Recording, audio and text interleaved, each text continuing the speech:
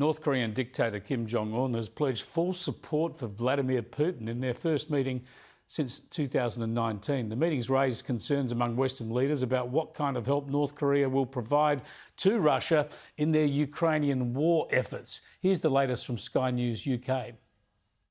Not many foreign leaders get to come here to the Vostochny Cosmodrome in Russia's Far East, launchpad for Russia's space ambitions.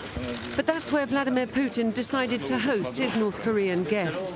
The end of a long, slow train journey for Kim Jong-un, but one that promises insights into just the stuff he needs. A tour of the facility, site of Russia's failed Luna 25 launch, but no mention of that in this note full of praise for Russia's space programme.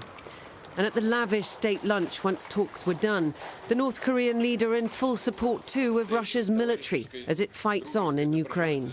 We believe with certainty that the Russian army and people will surely achieve a great victory in the just fight to punish the evil forces pursuing hegemonic and expansionary ambitions. The question is, what was agreed? The West worries that this was an arms deal, munitions in exchange for military know-how, with a bit of humanitarian aid thrown in to help North Korea's impoverished economy. Yeah, fascinating stuff, worrying stuff. Let's bring in former Foreign Minister Alexander Downer joining us live from Adelaide. Thanks for joining us again, Alexander. You talked the other week about how this could be a useful relationship, continue to be a useful relationship for both North Korea and Russia, and there would be arms dealing involved in it. Could you tell us a little bit more about that after this visit in the past 24 hours? And also give us an insight as to China on this. Is China just sitting back and allowing this to happen, or would they have been an active facilitator?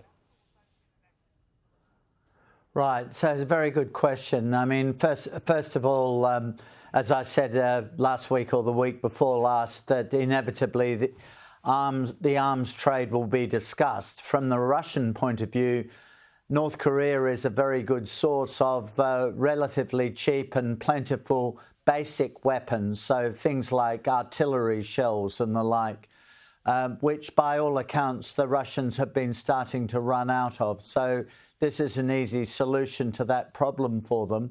For the North Koreans, well, it's not just a question of technology, it's a question of having access to hard currency so they can afford to import food, which they mainly get from China, and other goods and services.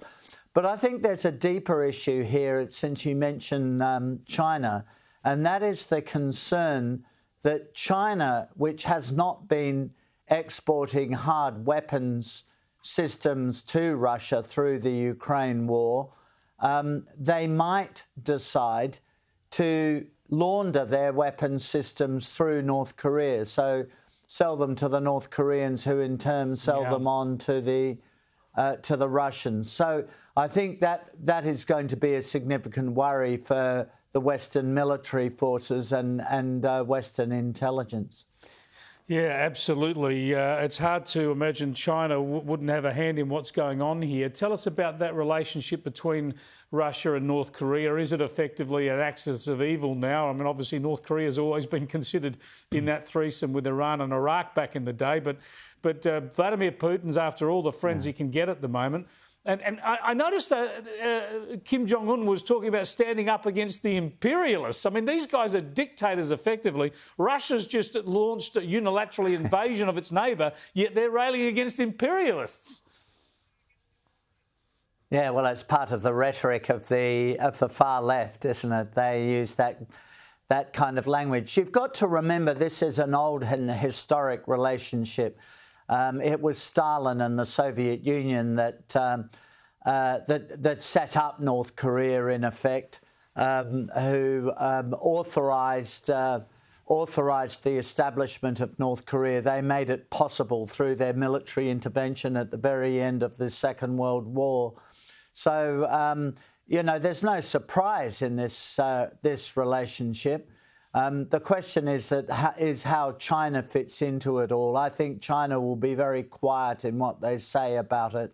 They will want their own involvement, which will be there to fly a little bit under the radar, because what China is concerned about is alienating the West even more than they've already done, and particularly if they do sell weapon systems to the Russians, triggering some quite severe Western sanctions. And China's economy is already weak enough without triggering particularly financial sanctions from the West. So they will maintain a pretty low profile through all of this.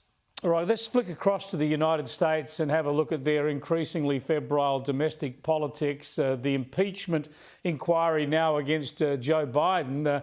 He's got enough problems just convincing people that he can do his job. This is going to be taxing on him, isn't it? Because on the weight of evidence we know already, he's got some serious questions to answer. Well, his son does. I mean, I'm not sure. Yeah, well, it's all about the extent of his involvement with the son and to what extent he's cooperated and benefited, yeah. And the extent to which he sat in on meetings, even if they were electronic meetings.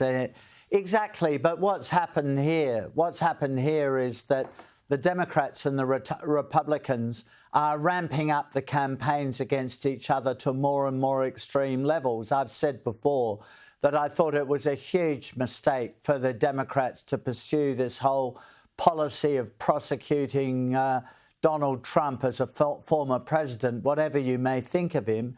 And inevitably, it's going to lead to a retaliation by the Republicans, and this is the retaliation. So they're ramping up step by step the extremism of American politics, and it's reaching a point where it's becoming quite alarming. The judicial system has been deeply politicised. It's always been more political there than in Australia, but it's been deeply politicised in order to get Trump. And the Republicans are inevitably retaliating in ways that are not very helpful. Absolutely, we'll keep our eye on it. So thanks for joining us. Not to blame either of them, but yeah, exactly. Both heading down that road. Sorry to cut you off there, Alexander Downer. Thanks so much for joining us. We'll catch you next week.